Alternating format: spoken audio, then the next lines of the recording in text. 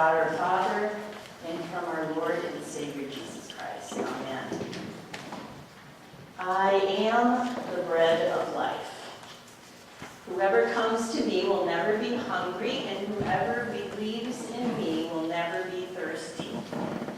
From the 6th chapter of John, verse 35, which we just heard.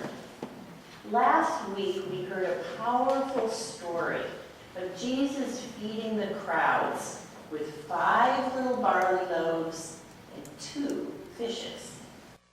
They sat, they watched, and they listened.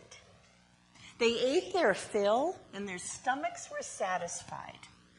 And John tells us that because of this magnificent sign, they were ready to take Jesus, put him on a throne, and make him king. Jesus withdrew from them, we hear. They don't really understand the sign he has given to them. They don't get it. They think they know what they need, and they are ready to use Jesus to get those things. They are focused on themselves and on their own perceived needs. Well, Jesus' lesson is both easy and hard to get all at the same time. Remember the Samaritan woman at the well who's tired of drawing water every day? She almost didn't get it either.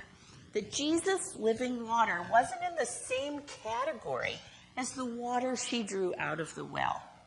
The crowds who now follow Jesus to the other side of the sea in order to receive more free food, they also have trouble.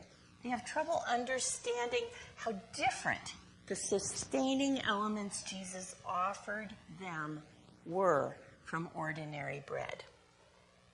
They compare Jesus' gift of bread with Moses' manna in the wilderness, another story I'm sure you remember. Jesus says to them, though, wrong. It was God, not Moses, who provided the manna. And he distinguishes for them God's true bread from heaven, from anything they were accustomed to smearing with cheese or butter if they had those available, and eating to fill their stomachs. You and I do know something about this living bread that Jesus is talking about. We know about the hope that bubbles up and ferments, like that yeast in the bread, ferments from a living faith in the bread of life. We know. How do we know? We know because somewhere, sometime, someone has taught us about that hope. Someone has shown us his or her faith in that hope by the way they live their lives. That someone has welcomed us and introduced us to the one through whom all hope comes, so that we also might be in proper relationship with that one.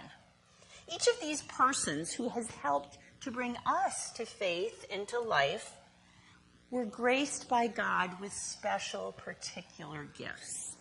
And the ways that they used those gifts have helped build up the body of Christ, the church. Even as the way our individual bodies reflect who we are, so does our body, the church, reflect who and whose we are.